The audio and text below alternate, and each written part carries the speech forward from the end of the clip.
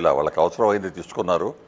కొంచెం గాలిలో ఫైర్ చేశారు, అందరినీ పరిగెట్టనిచ్చారు. ఎందుకంటే అది భంసాన్ అనే పేరులో ఒక వ్యాలీ ఒక అప్రాక్సిమేట్లీ గంట టైం నడిచైనా గుర్రాల మీద పోనీస్ మీద వెళ్ళి అక్కడికి ఉండాలి. పిక్నిక్ స్పాట్ అది. టూరిస్ట్ అందరూ కొన్ని వందల మందిలో అక్కడ ఉన్నారు. వాళ్ళందరినీ ఎంతమంది పరిగెట్టించారో కొంతమందిని ఆపేశారు. మీరు ఇందాక అన్నారు చూడండి, వాళ్ళు ముస్లిమ్సా కాదా అని చెప్పి తీసుకున్నారు అని. ఒక 20 మందిని లైనప్ చేసి మీ ప్యాంట్లు ఓపెన్ చేసి దింపేసేయండి, అండర్వేర్లు తీసేయండి అన్నారు. ఎందుకన్నారు మీకు కూడా తెలుసు. అప్పుడు ముస్లిమ్స్ ఎవరు హిందువులు ఎవరు తెలిసిపోద్ది. అందుకని వీళ్ళందరూ హిందూస్ అని కాల్చేశారు. కొంతమందిని ఆ కల్మా అలా ప్రేయర్ ఉంటుంది కదా, అది చెప్పమని చెప్పారు. అది చెప్పలేకపోతే వాళ్ళు కాల్చేశారు. ఒక అతన్ని ముస్లింలాగా కనపట్టలేదు అని చెప్పి కాల్చేశారు. ఇట్లాంటప్పుడు ఇది రిలీజియస్ కాదు, ఇది ఓన్లీ టెర్రరిస్ట్ యాక్టివిటీ, టెర్రరిస్ట్ అంటే రిలీజన్ లేదు అని అనే వాళ్ళందరికీ ఇది మంచి జవాబు. ఇది పక్కా రిలీజన్. ఇట్లాంటి వాళ్ళకి మీరు క్వైట్గా కూర్చుంటే మీరు కూడా సపోర్ట్ ఇచ్చినట్టు లెక్క.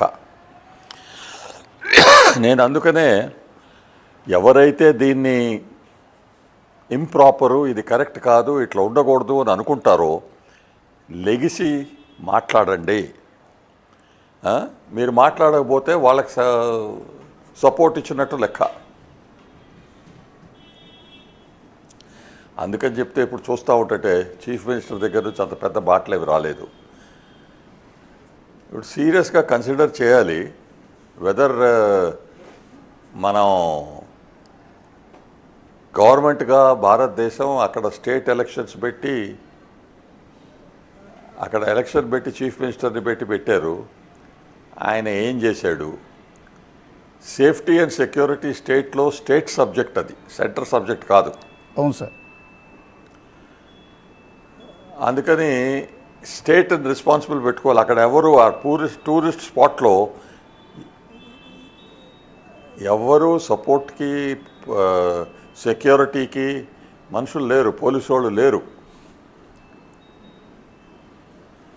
అట్లాంటి పరిస్థితులు ఎందుకున్నాయి మీకు తెలుసు కదా. టూరిస్ట్ వస్తున్నారు, వాళ్ళకి ప్రొటెక్షన్ కావాలి. స్టేట్ పోలీస్ వాళ్ళని ప్రొటెక్ట్ చేయాలి.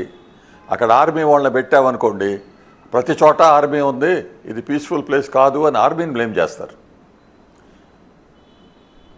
ఇది పోలీసు వాళ్ళు చూసుకోవాల్సింది కాబట్టి పోలీసు వాళ్ళు అక్కడ ఉండాల్సింది. రెండో పాయింట్ ఏంటంటే అక్కడ ఫస్ట్ ఎయిడ్ ఫెసిలిటీస్ లేవు. అక్కడి నుంచి నడుచుకుంటా అయినా గుర్రాల మీద అయినా కిందకి తీసుకొచ్చి 1 గంట తర్వాత పహల్గాం చేరతాం. పహల్గాం నుంచి అంబులెన్సెస్ పెట్టుకుని కారుల్లో తీసుకెళ్ళటం అయింది. ఎవరైనా సీరియస్గా ఇంజర్డ్ అయితే మామూలుగా ఏమంటారు, 1 గంట గోల్డెన్ అవర్. ఆ గంటలో వాళ్ళకి ట్రీట్మెంట్ వస్తే chance of success is very high. ఆ గంట దాటిందనుకోండి, వాళ్ళ రక్తాలు పోవటం, డ్యామేజ్ అవ్వటం, చచ్చిపోయే అవకాశం ఎక్కువ. ఇప్పుడు 28 మంది చచ్చిపోయారు. ఇంకొక 12-13 మంది ట్రీట్మెంట్ కింద ఉన్నారు. వాళ్ళు కూడా 2-3 పోయేటట్టు కనపడుతున్నారు.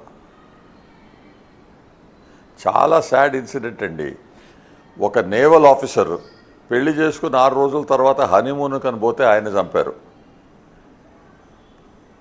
లెఫ్టినెంట్ నర్వాల్.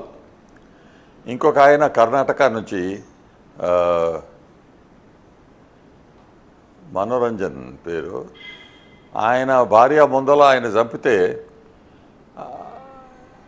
భార్య అడిగిందట, నన్ను చంపండి, మా అబ్బాయిని చంపండి అని. ఆ కంట్రోల్ అండ్ ఎరగెన్స్ ఎంత ఉందో ఆ అబ్బాయికి ఆలోచించాలి. ఆయన అన్నాడు, మీరు మోడీని అడగండి అని చెప్పి వెళ్ళిపోయాడు, మోడీకి చెప్పండి అని. ఇంత కంట్రోల్, ఇంత ప్లాన్గా చేయటానికి ఇది ఒట్టి ఆర్డినరీ టెర్రరిస్ట్ కాదండి. వీళ్ళు చాలా ప్లాన్ చేసి మనుషుల్ని ఎట్లా డివైడ్ చేయాలి, ఎవరిని టార్గెట్ చేయాలి, చాలా ప్లాన్ చేసుకుని చూసుకున్నారు. చౌదరి గారు, వైస్ ప్రెసిడెంట్ ఎస్ అండి. యుఎస్ అసలు బేసిక్గా టెర్రరిస్టులకు కావాల్సింది ఏంటి? ఈ మారణ హోమం సృష్టించడం వెనక ఈ విధంగా హిందూ మతాన్ని ముస్లిం మతాన్ని వేర్వేరు చేసి ముస్లింలు వదిలిపెట్టి హిందువులు మాత్రం చంపి ఏం సాధించాలనుకుంటున్నారు? అసలు వాళ్ళ డిమాండ్ ఏంటి? ఎవరికీ అర్థం కావట్లేదు. ఈ నరమేధం సృష్టిస్తున్న తీవ్రవాదుల్ని ఏం చేయాలి? ఒకసారి చిన్న బ్రేక్ తీసుకుందాం. బ్రేక్ తర్వాత మనతో పాటు భరత్ రెడ్డి గారు కూడా జాయిన్ అవుతున్నారు, మేజర్ భరత్ రెడ్డి గారు. ఆయనతో కూడా మాట్లాడదాం.